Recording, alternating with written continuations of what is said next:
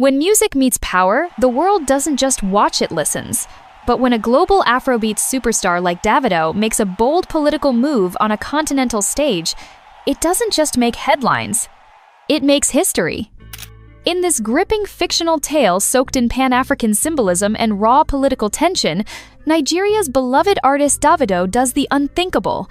He boards a private jet not for a concert, not for an awards show, but for a meeting with a leader the West calls controversial, and the youth call revolutionary. Burkina Faso's president Ibrahim Traorè.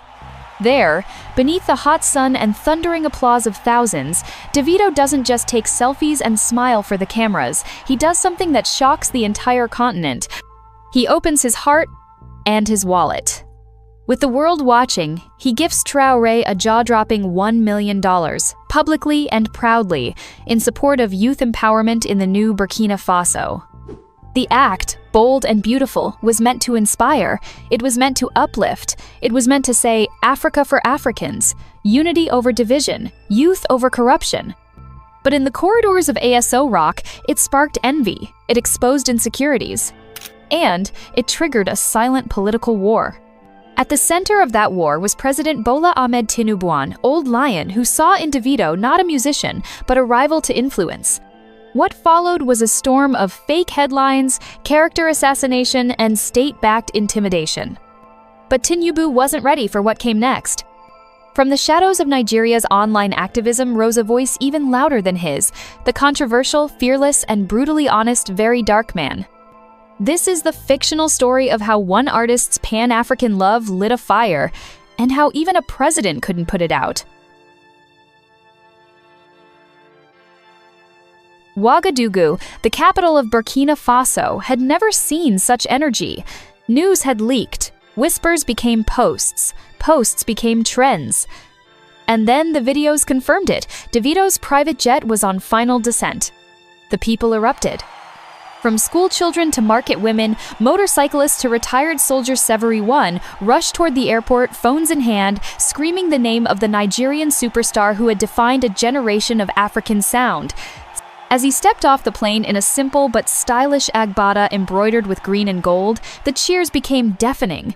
Davido smiled, lifted both hands in a peace sign, and walked toward the welcoming committee.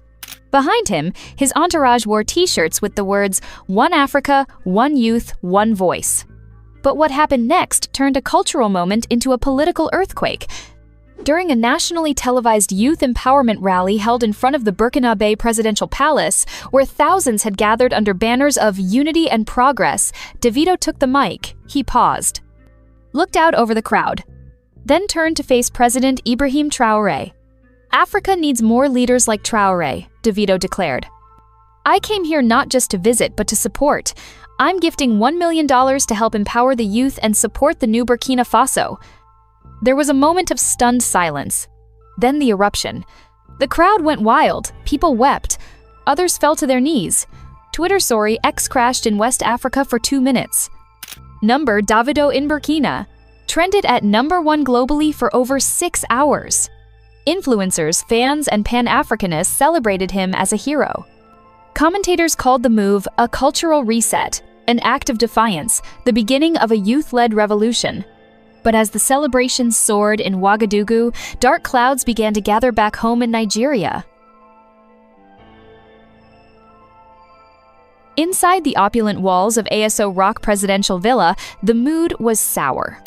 President Tinubu watched the entire broadcast in silence from his media war room, the smile on Davido's face, the standing ovation from Burkinabe youth, the endless retweets. It gnawed at him. His aides stood silently around him, unsure of how to read the growing storm in their boss's eyes. Then, finally, he spoke, his voice low and bitter. "He's making us look weak," Tinubu muttered. "Imagine a singer showing more leadership than the president." The room tensed. You could hear a pin drop. One of the younger aides, perhaps foolishly bold, stepped forward and said, "Sir, the youth are celebrating Davido's move more than any government initiative." Tinubu slowly turned his head toward him. His stare was ice. Then he said quietly, "Get EFCC. We need to start looking into him. Find something, anything." That was it. The order was given. And with it, the quiet war began not just against Davido, but against what he represented: youth empowerment, African unity, and power outside the state's control. Within 48 hours, the headlines began appearing like clockwork, carefully planted, strategically released. First came the whispers, then the tweets from faceless burner accounts. Then, full-blown tabloids. Davido's mysterious $1 million. Where did it come from? Is Davido secretly funding African coups? EFCC to investigate source of Davido's donation? The Economic and Financial Crimes Commission, EFCC, issued no official statement, but the internet noticed something different. Davido's managers were being contacted by strange people. Surveillance vans appeared outside his Lekki studio. Journalists reported leaks that seemed too coordinated to be accidental. Still, Davido refused to flinch. On Instagram, he posted a single story with white text on black: "Love always wins. Na God day run my matter."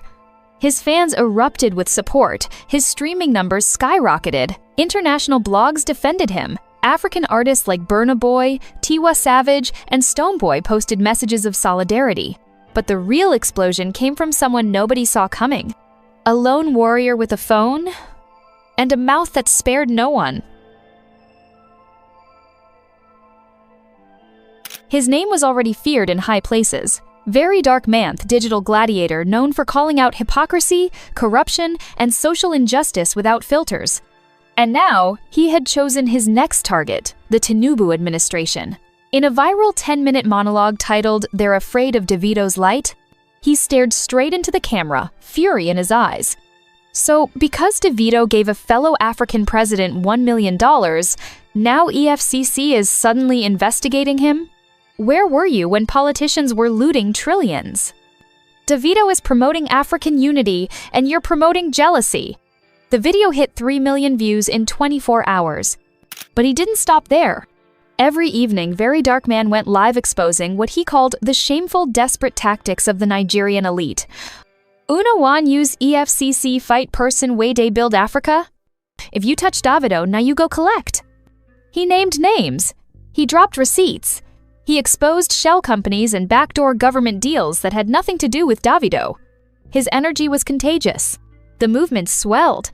Artists, civil society leaders, and even quiet opposition voices began echoing his words. Hashtags like #HandsOffDavido and #VeryDarkManSpeaks flooded the web. The tide was turning.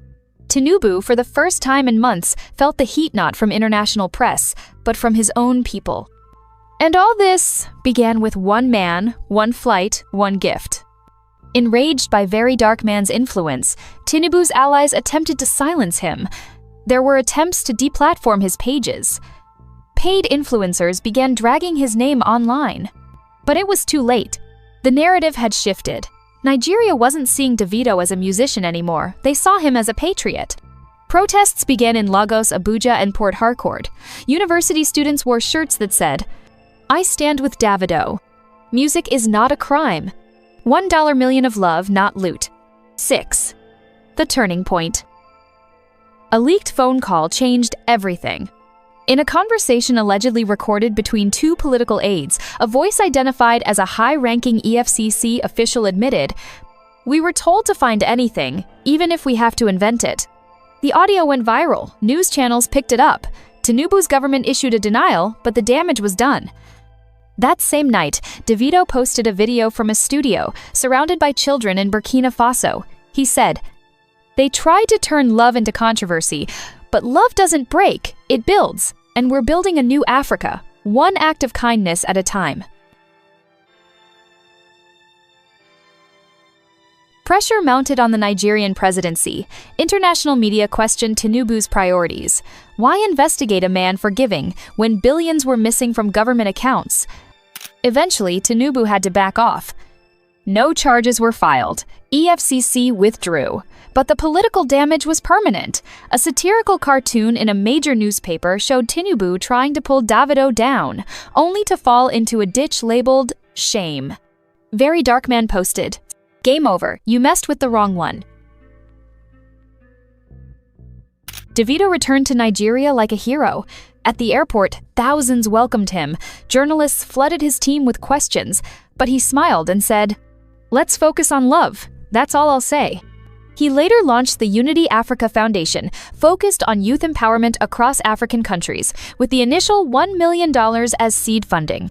Burkina Faso named a street in his honor, Avenue Davido Traorè. Ibrahim Traorè called him a son of Africa's promise. Music, power, and legacy.